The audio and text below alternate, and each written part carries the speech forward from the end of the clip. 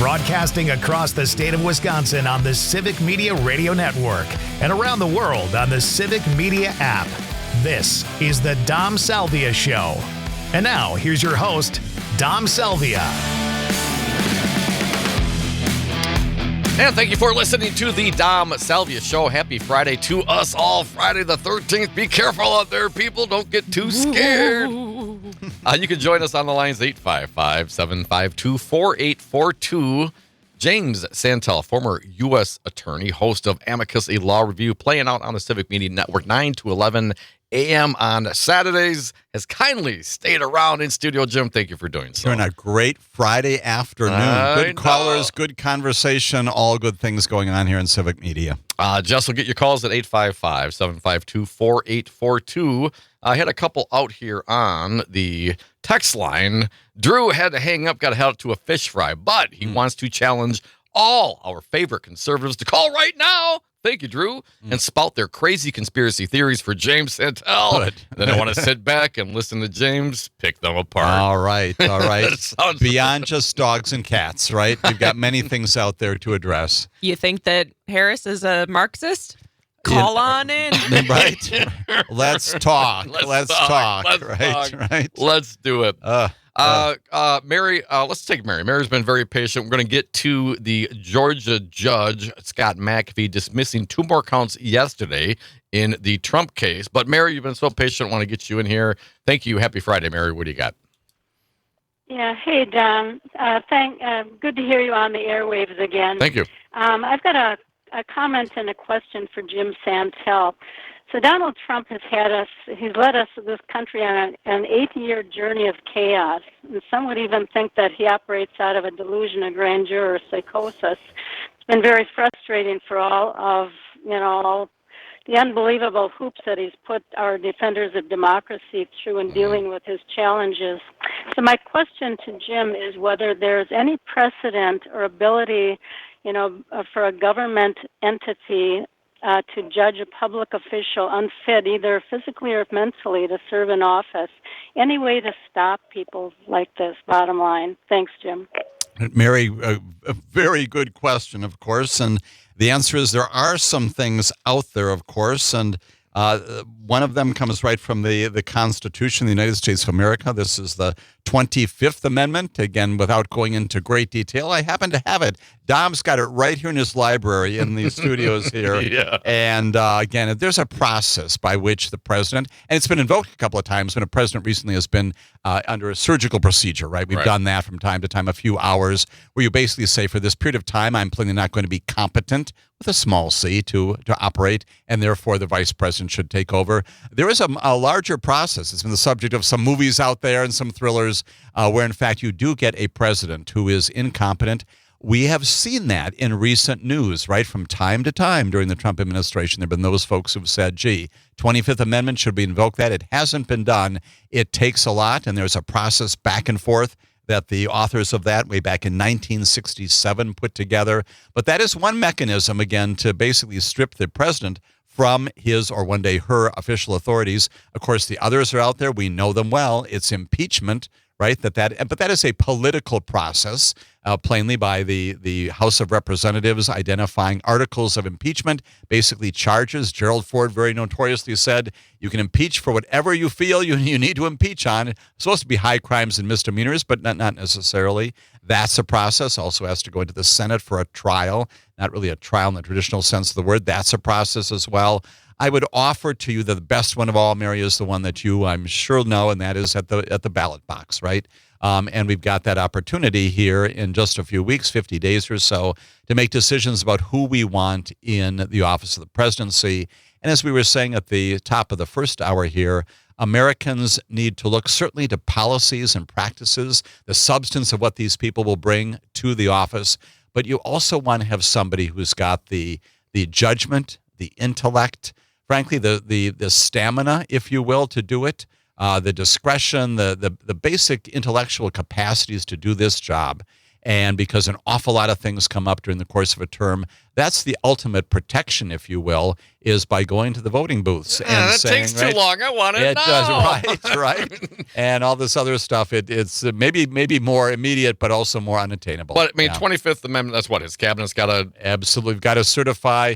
And again, the president has an opportunity also to say, well, no, they were wrong. And that goes to the House of Representatives. You go back and forth, and you can have these little hearings about whether or not indeed the president is incompetent. Practically, that's not going to happen. It's not going to happen. And impeachment, that's impeachment, we've not seen happen. that. We've never impeached we have impeached presidents. We've never convicted them and removed them. So that also. So there are these mechanisms. But it's not like 50% conviction, right? You got to have supermajority or right? Absolutely right. And we've got all those other impediments to doing it. More than half of the senators, if I recall, actually thought he should be impeached. Absolutely. But because it didn't meet their magical number, precisely, he remained as president. Get to the 60 magic number here, and so he remains in office. That too is again, it underscores the political nature of that. Right. And also, I'm very quick to add, that's not a trial in any sense of the word. That's basically speechifying, if you will. Come on, Trump already said it's trial. He said it is appeal. I was tried once already. You can't try me again. Not even close. Not even close. But right? He said it. He said it. Right. And therefore, I mean, that can't be our standard of he said it. Well, I saw it on the internet. Right? Oh yeah, that's all true. It was on TV. That's I think what he told David Muir the other night. It was on TV. On TV. And so if that's our standard, then we're all in great trouble. That's the low standard of the former chief executive, and God forbid we ever go there again, right. Jim. And even that crazy point has a serious aspect to it, right? If you're relying upon TV, and we know what he means by that, for your information, as opposed to truly reliable sources across the board, counselors, advisors who are in those positions, again, because they've got the expertise, they've worked inside and outside government for long periods of years. And a track record of competence. Exactly. Surround yourself with people who know what they're talking about and not the people who are just there for partisan purposes. It's the reason why, again, Barack Obama, Bill Clinton, they also appointed Republicans to their cabinets, right? We've seen that, again, not because they simply, well, in part, they appear good if they do that, of course, but, sure. Those are also people who have the expertise to do the jobs well. They happen to have come up through a political process that's identified with one party or another. Folks, you're listening to the Dom Salvia Show. James Santel, former U.S. Attorney, in studio with me, 855-752-4842. Jim, let's get to it. The Georgia case, yes. Judge Scott McAfee dropped 2 charges. Apparently, according to CBS News, both counts deal with conspiracy and filing false documents, but apparently the judge think that those counts fall under federal jurisdiction. Now, I'm no lawyer, Jim, but I would think they would have known that when they started. Right. Again, this is the kind of thing that you look at. And again, Scott McAfee, I think he's one of those good judges who tries to do what's right. Yeah. We may or may not know what his politics are, but he's making decisions in both sides, in both directions that are animated by justice, right? And so he says basically that, the prosecutors don't have this authority to bring those charges because they're related to an alleged filing of false documents in federal court. So basically he says that, those U.S. attorneys can take care of that in the federal system, not here in the state court. It's almost certainly the right decision. And again, I have not read his opinion in any detail, but probably premised upon some good precedent. Once again, you think, gee, why didn't we note that at the time that we presented this to the grand jury? Yeah. We're also mindful of the fact that this is the same judge who a few months ago also dismissed 6 other counts. And there again, I look at that, and we commented about this in a conversation with you, Dom. And I said, the problem that the judge identified there was an insufficient notice, if you will, to the defendant, including Donald Trump and many others, about the basic predicates inside those counts. And I know that sounds very, very wonky, but basically what he was saying... Did they didn't dot the I's and cross the T's? And he said, but you got to have more than this. You got to provide the defendant with more information about what he or she has done. He was almost certainly right about that too. That's I'll say it out loud.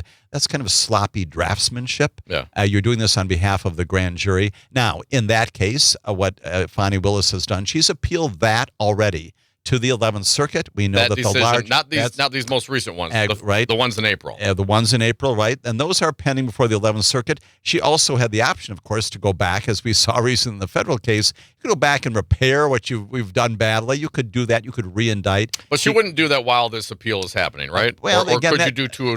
You can do both. You can do both, right? And I'm not practiced and not learned in Georgia law, but generally you can do that kind of thing. If that were to happen, they'd have to re-impanel another grand jury? Absolutely, okay, right. Okay. And that's exactly, again, what Jack Smith did recently in remedying, if you will, not the problems with the indictment, but what the Supreme Court said were the problems with the indictment. He went back, whole new grand jury, and cleans up, if you will, what the indictment now shows. She could do that. Those 6 previous counts now also pending before the 11th Circuit Court of Appeals.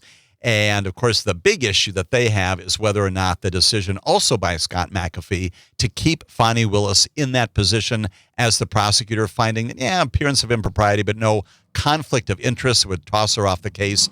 That's what the defense has also brought to the appeals court. Because of her relationship with her exactly, exactly, right. So that's also pending there. In the meantime, we go good news to see that Scott McAfee. When you say pending on that particular, that has not been decided yet? It has not been decided. Okay. The 11th Circuit, the good news in terms of justice moving along, they have scheduled oral argument for that in December.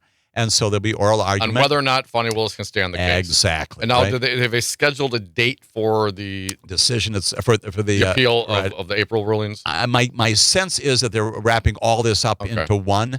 But they may, in fact, kind of bifurcate those down the road. We don't know exactly when they'll be deciding. Probably sometime in early 2025, we'll get decisions on both of those things. In the meantime, again, interesting that Scott McAfee, even while this is on appeal on those discrete issues, is still doing things in the trial court. Yeah. Again, indicating that, hey, he's not stopping here. He's plainly not scheduling a trial anytime soon, not making evidentiary decisions. But when it comes to these practical issues about what the indictment should and should not contain, there he's acting.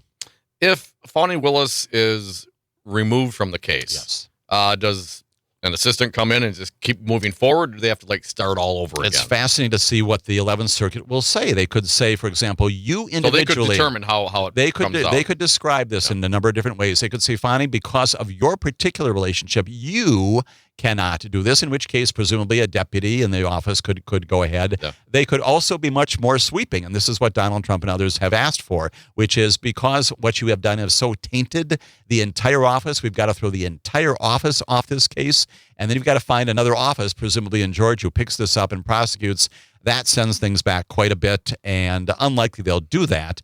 My guess is, in the end, they will affirm Scott McAfee, who wrote a pretty good opinion supporting his decision. Keeping her on the case. Keeping her on the case, They'll presumably affirm that. I think they will, yes, and it doesn't really matter anyway, because even if they didn't, they threw her out, they got to redo it. If Trump doesn't win, we got all the time in the world because the election is over. And Trump won, man. He pushed us back past the election. Folks, this is the Dom Salvia Show. Coming back to your calls, 855-752-4842.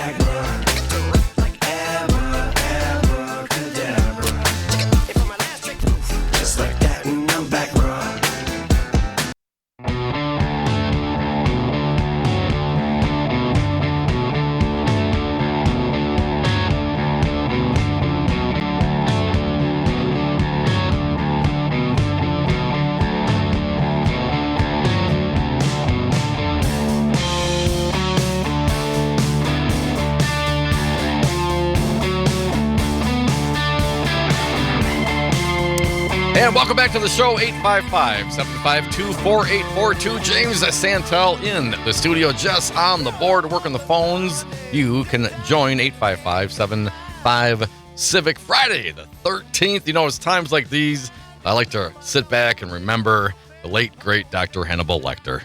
Happy Friday the 13th. Once again, a part of our campaign this year. How did that happen, right? Insane asylum, immigration asylum, you know, I don't know. Does he know? Does he care? Does anyone know? Does anybody care? I mean, if Joe Biden, remember Joe? Remember that guy? He was like 6 weeks ago was running. Now he did have something to say today. Maybe we'll get to that later about this whole issue in Springfield, Ohio. But if Joe Biden would stand up and start talking like this, oh my gosh, the right would just be just beside themselves, right? But they put up with it. This is somehow okay with their guy. We know that Barack Obama almost was tossed out of the White House on that day that he wore that tan suit. Remember that? Could you believe it? Tan. Tan. And his wife showed her exactly, arms. Right. Scandals in America. Right. Yeah. I think one of the daughters smoked a joint. Yeah, I know. And here we are. The guy tries to overthrow the government, and the right's like, yeah, he's my guy. That'll be great. Let's get to some of the callers who've been very patient. 855-752-4842. Dana from La Crosse. Hey, Dana, welcome back. What do you got for us? Dom, Jim, it's been a while. Yeah, Dana. You guys. Thanks, man. Hey, so what was earlier a pretty ridiculous story is becoming pretty serious, and that's the treatment of the Haitian people in Springfield, Ohio. Yeah. I mean, it's been thoroughly debunked in so many ways, so much so that I've learned the complete history of how those people all ended up in Springfield. Right. Yeah. And the long and short of it is they saved that town. It was dying. Economically, right? That being Absolutely. said, right. Yes, they came in and saved that town for the business, for manufacturing. That being said, and they're welcome there. The people love them. That being said, as I said, it's been thoroughly debunked everywhere. These two guys, Vance and Trump, they have plenty of staff to keep them informed, and they know damn well this has been debunked, and yet they're still spreading it, doubling it down, expanding on it. And I'm just wondering two things. First of all, Vance is still a sitting senator, I believe. Could he be censured by Schumer and the Democrats in the Senate? And secondly, could what Trump is doing be considered hate speech, and could that be indictable? I'll take your answers off the air. Good to talk to you guys. Have a great weekend. Go back. Go Badgers. Sorry about that, Dana. Thanks for the call, man. Good points. I mean, politically, sure, he could be censured, right? Sure. If they wanted to go down that road, what would it accomplish? I'm not sure. It establishes the voice of the Congress, right? That this is not acceptable. We've got the voice of this very radio show saying just that, right? And other voices out there. Hate speech, when it comes to that, we permit a lot in America, right? Yeah. And that's part of our First Amendment tradition, but there are also limits to that.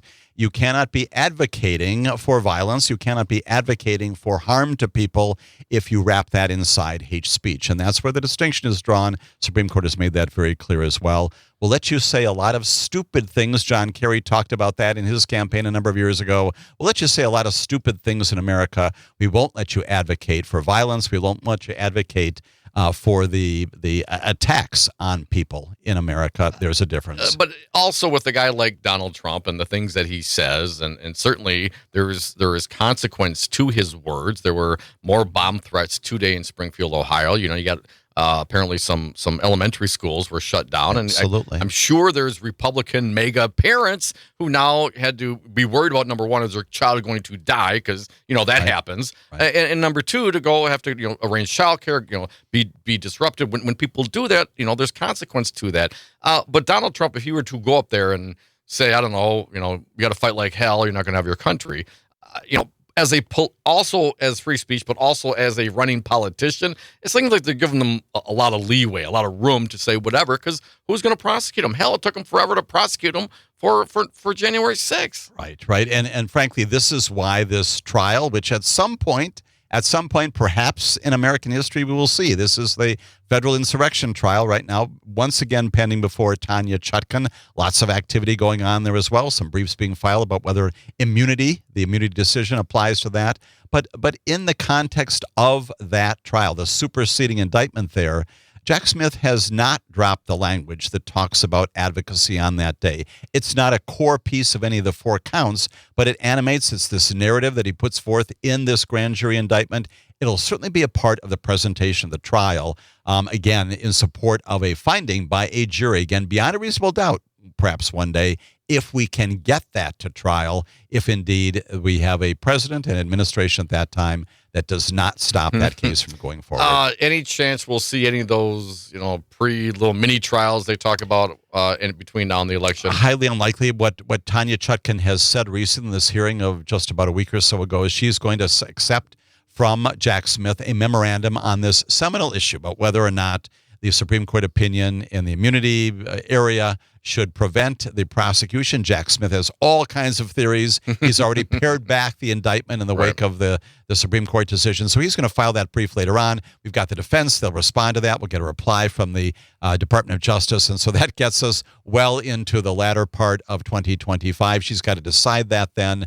She'll make her decision sometime in 2025. Interesting to see what will happen, assuming that this will go forward in some way, shape, or form, whether there really will be what's called an interlocutory appeal on that, or at some point you let all of this simply go forward to trial, as it did in front of Judge Merchan, and then you wrap all this up and appeal it in one fell swoop. These are pre-trial rulings she's issuing on. And in the normal course of things, you wait. When we go to the Seventh Circuit here in the Eastern District of Wisconsin, you pretty much wait for the entire case to be resolved before you do that.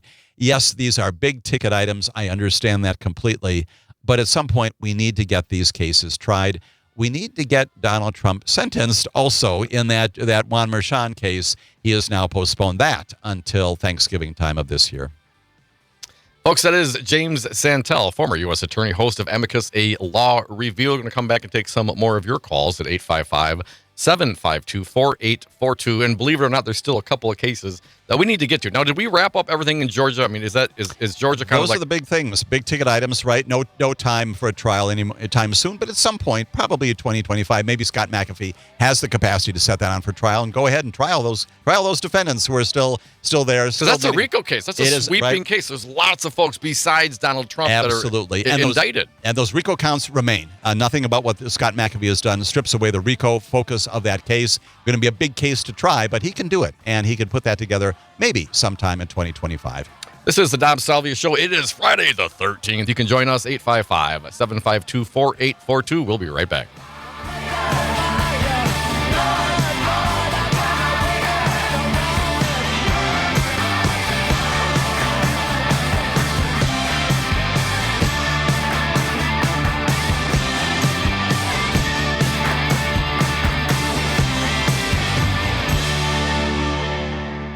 And he said, "No way." And I said, "Way."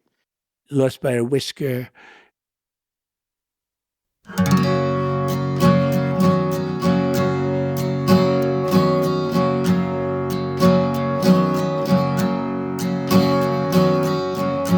Rows and flows of angel hair and ice cream castles in the air. And welcome back to the Dom Salvia Show. Phone lines are open, 855-752-4842. Going to get there in a moment. James Santel, former U.S. attorney, host of Amicus, the Law Review, 9 to 11 a.m. here on the Civic Media Network on Saturdays. That's tomorrow, folks. Jim, thanks for sticking around. Pleasure. All these different cases.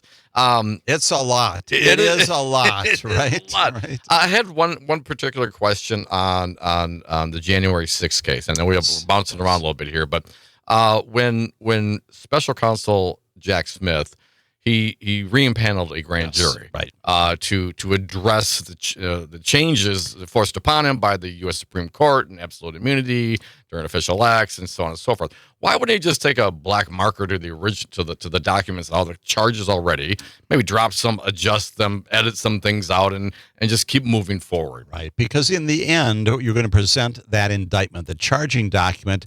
A jury is going to see that. And you want a document that makes internal sense in terms of its integrity, its substance. If you've got some things that are crossed out, that are redacted, it just doesn't have the compelling force that you would otherwise have with a unified document. And the other thing that he accomplishes here is he says, okay, Supreme Court, I don't agree with you. He's not saying that publicly, but here, America, is what happened. We have gotten rid of all of these allegations involving engagements with the Department of Justice. All that stuff in the first indictment that was criminal in nature, that's gone. Who did that?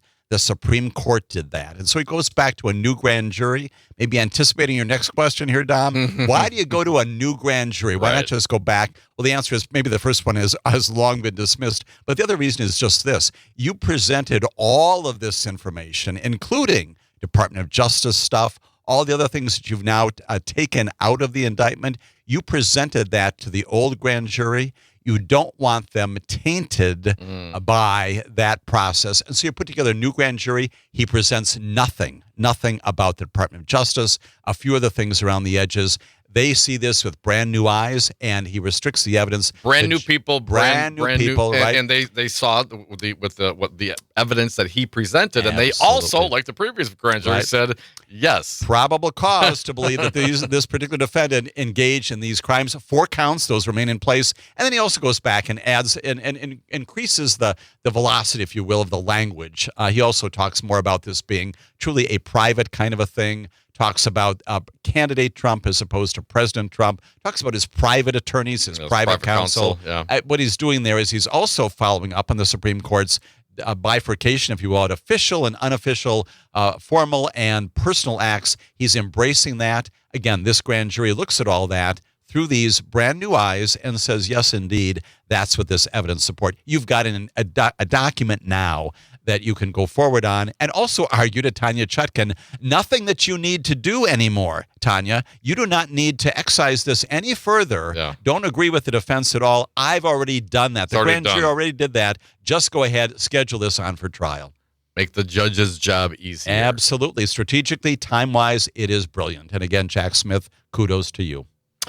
855-752-4842. Let's get to some of our patient callers. We appreciate you. Annie from Watertown. Welcome. What do you got for us? I don't have anything legal, but I thought I just got a kick out of this. I was really bothered with Trump saying that Germany didn't have any success with their cutting back on, they're promoting turning over to renewables. Oh, the green energy, right, yeah. Yeah, and especially since the idea since, Bush even, and then Obama, he's embarrassing us. I mean, the lies about that. Well, the actual the foreign ministry in Germany, it's something really official. I haven't found it online or anything. But they released a thing saying, well, no, he's wrong. He's getting fact-checked by Germany.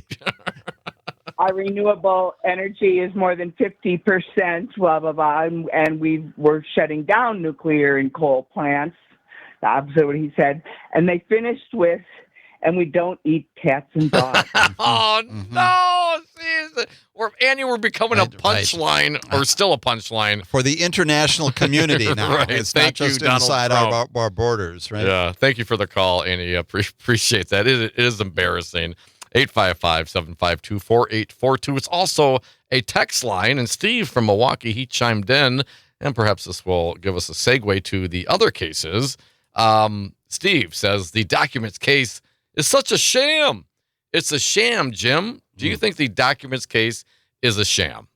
It's actually one of the most straightforward of the 4 cases that has been brought. Again, this is also the product of, remember this, of course, this is a grand jury in South Florida that looked at this evidence and said, yes, we conclude by probable cause that these events did in fact take place. Then later on, not only the transfer, the acquisition of these documents, maybe the use of them. Remember, it goes back, and the grand jury also finds obstruction of justice and trying to move those documents around and keep the authorities from finding them. That's also a part of this case. Donald Trump, through his attorneys, lied about what he had and when he had it more than once, to my understanding. Absolutely. The day before that, the folks are coming down there to look around, the documents are being moved, and all of that, again, the product of a clear investigation, the assessment, not just mine, but of people who've studied these things in much greater detail. It is a very compelling case if indeed you can get that one to trial. This is the one in which Eileen Cannon has said, well, wait a minute. He takes up what Clarence Thomas has said, that Jack Smith is improperly authorized, is not properly appointed by the Attorney General. For that reason, the whole case has got to go. She shuts it down. That is the case. That is the case. That right. I mean, special counsels have been around for a long time. Absolutely. This has been challenged before, right? I mean, repeatedly. Was there anything in Thomas's conclusion or in Judge Cannon's rejection of this case that would suggest that there's some new evidence or new legal theory that would throw out, this whole time we've been doing special counsels, we've been unconstitutional? Right. Nothing at all. And everybody looked at that on all sides of the political aisle and said, you know what? There's no there. This goes to, there is some Supreme Court precedent. Appeals courts, district courts have enforced this. Frankly, with respect to presidents, again, on both sides of the political aisle, this is not something new. And so, again, the 11th Circuit will almost certainly overturn Ken Starr her. was the Ken special prosecutor, right? Whitewater turns into Monica Lewinsky, and all that happens. Ronald Reagan. So according to Contra, Cannon and according to Justice Thomas, that was totally unconstitutional. And Bill Clinton, if you believe what they're telling you now, was a victim of a government persecution. Right. It's just absurdity. And again, even in her opinion, although it reads like it's great authority, what she's doing is she's plucking up something that's very charitably called dicta, which means just basically I'm musing on things that should be out there and premises. Anticipate the 11th Circuit will send this back. The question is whether the 11th Circuit, Jack Smith hasn't asked about this yet, will the 11th Circuit send it back to her, or will they say, you know what? We've seen this judge enough now, and we've overturned her decisively enough. We need to get a new district court judge. There's simply too much of a record of bias here. They could voluntarily, on their own volition, do that even without Jack Smith specifically asking them to do so. They could. It's called sua sponte, on their own doing it. The judges can do what they want to do when it comes to crafting this. Jack Smith has not specifically asked for it. It makes it a little bit more compelling for him to do it if you've got a request from one of the parties. But interesting to see what happens there. And just by way of small correction, this is the cases for the 11th Circuit. Before we were talking about the Scott McAfee, that case is on appeal to a Georgia appeals court. The Georgia RICO case. That's exactly right. Okay. So the 11th Circuit is for the documents case. Exactly. That's the federal case. All right. Well, Steve, there you go. Perhaps not a sham. And I mean, realistically, beyond all the circumstance now and how long it takes to get to trial and whether there's evidence, any damage from those documents is probably already done. It is. I mean, if he was somehow distributing or got who knows what he was doing.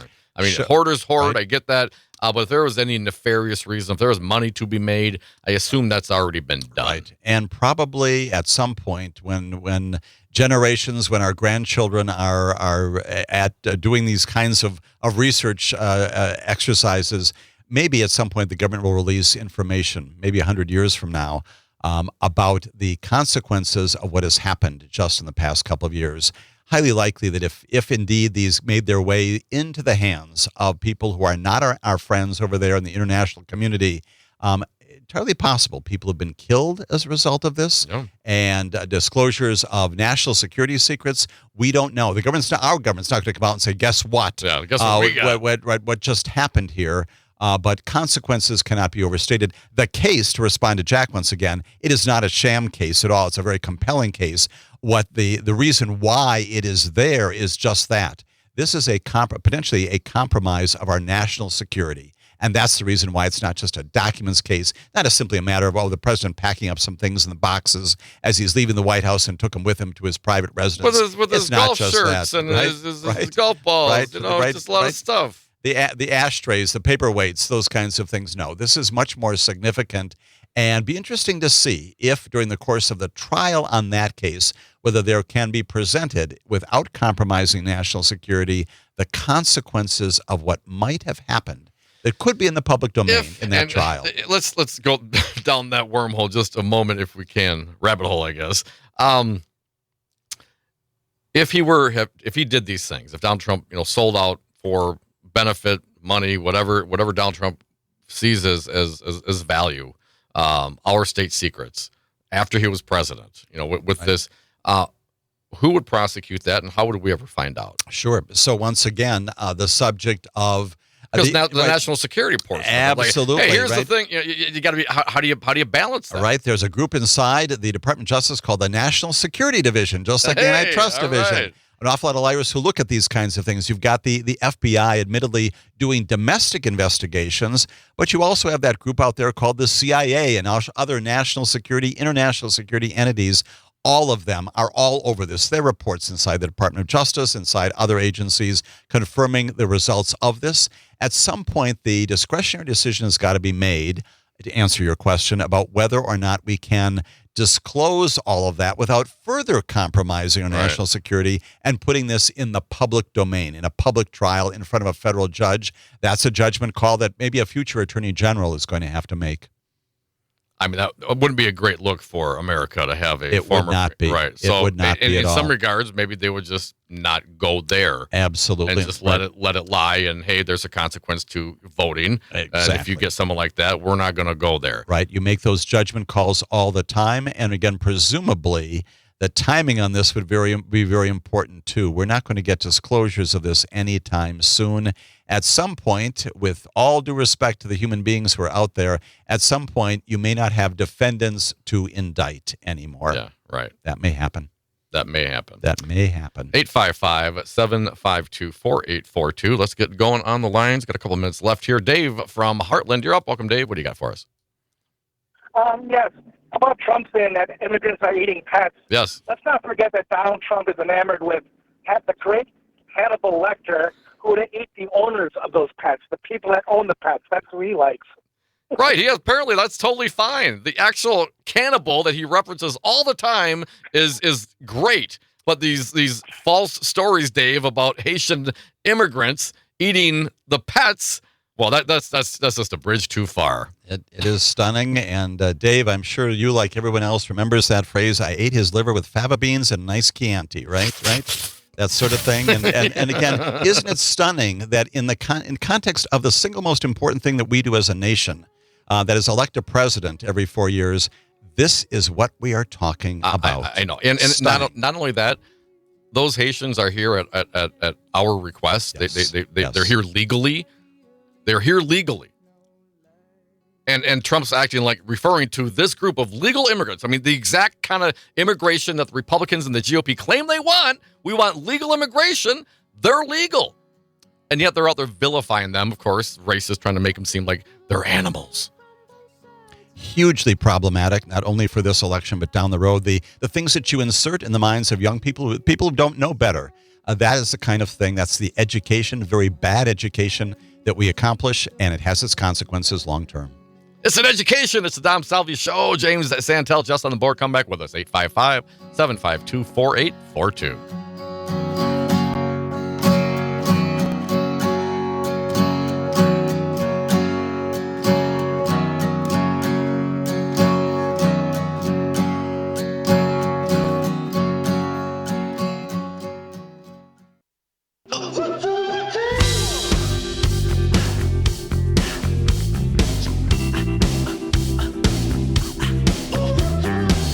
Designer suits, Gucci gloves, Chelsea boots. All my demons are cocaine fueled electrical. Sugar tooth, caramel. Welcome back to the Dom Salvia Show. Last segment of the day. If you got something to say, hit us up right now on the lines. 855-752-4842. James Santel sticking around the last segment of the day. Jim, you mentioned talking about the late, great Dr. Hannibal Lecter. Anthony Hopkins, according to The Hill a few months ago, said, Hannibal, that was a long time ago. God, that was over 30 years. I'm shocked and appalled what you've told me about Trump. Absolutely. Right. Anthony Hopkins himself says, you know what? This has no place in a normal, decent discussion. It was, if you will, entertainment with a small e. That's where it should stay. It was, again, fantastic portrayal by him, obviously. Right. But what are we talking about, Donald Trump? Really? You're invoking that kind of an image, and where it just defies understanding at any time, including any time the past 30 years. Again, what is the message that Americans should take away from that? All of these strange references. Is this the kind of person who is bringing into the office of the presidency the cognitive understanding, the judgment the critical thinking that I want my president to have? Are you not entertained, man? Right, Come on, this guy was, and I never watched The Apprentice, but he was a reality TV star. Right. What you all of a sudden you have high expectations of all those fancy words, man? Right. Come on. And to this day, I look at NBC and say, you pumped Donald Trump into our households for 14 years. Are we surprised that people now look at him and say, geez, there's something going on there? There wasn't then, there isn't now. But unfortunately, he is on the ballot in about 50 days for decision. Well, we're going to keep going. We're convinced people. And maybe this will help. We're going to go to cut number 1 in just a moment, Jess. Nathan Clark, he was the father. His son was killed in Springfield, Ohio. His son was on a bus, and it got hit by a driver of Haitian origin, and his son was killed, and several other kids were injured. Now, J.D. Vance and Trump, they keep referring, they're invoking his son Aiden, I believe. They're invoking his name in their politics.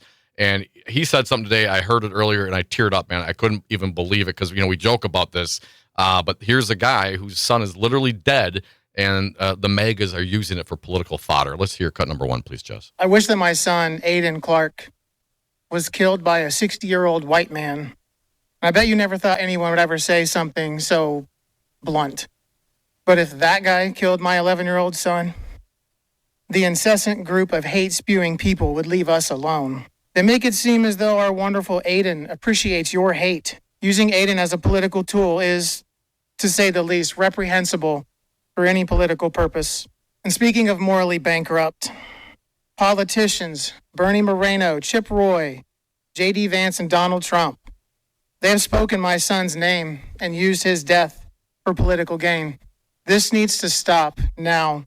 They can vomit all the hate they want about illegal immigrants, the border crisis, and even untrue claims about fluffy pets being ravaged and eaten by community members.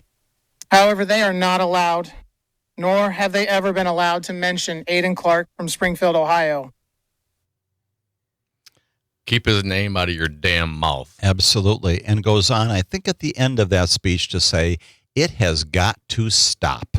It has got to stop. And as you said, Dom, if that doesn't make the hair on the back of your neck stand up, it doesn't make you tear up, there's something wrong with you, right? And if you use that, you continue to do that for political purposes, you have no morals. Right. Joe Biden took exception to this as well. Cut 2, please, Jess.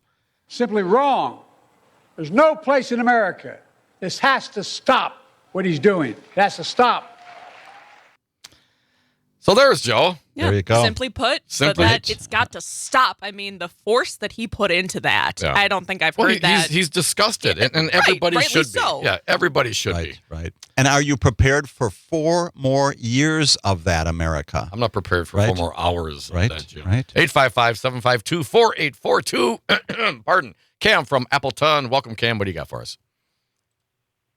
Hey, I remember that it's actually really easy to do geopolitical tracking with people's content that they take in online.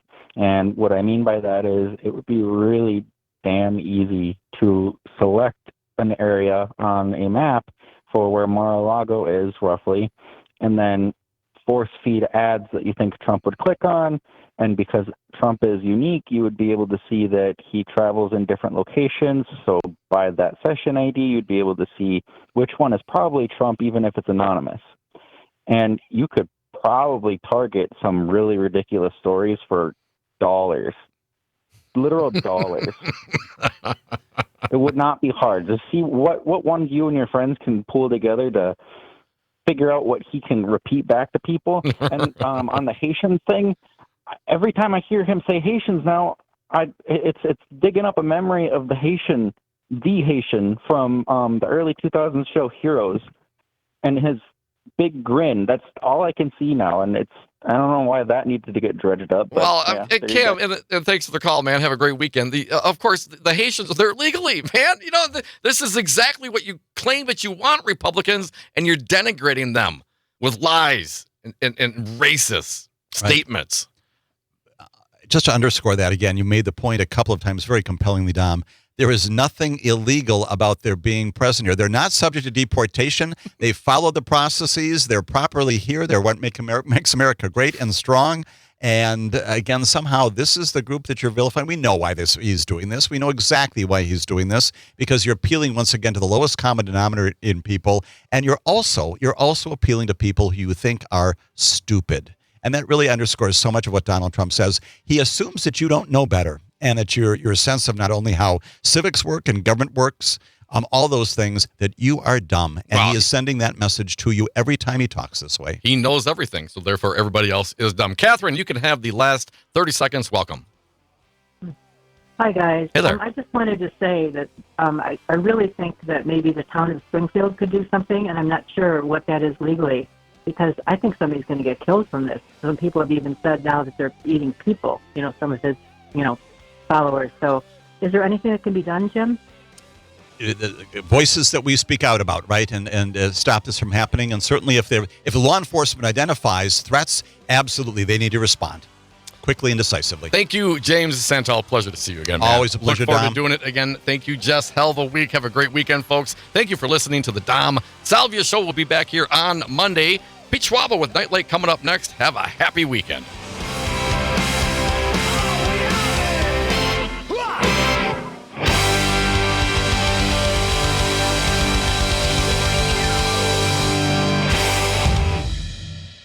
They never fire anybody. Donald Trump was fired by 81 million people.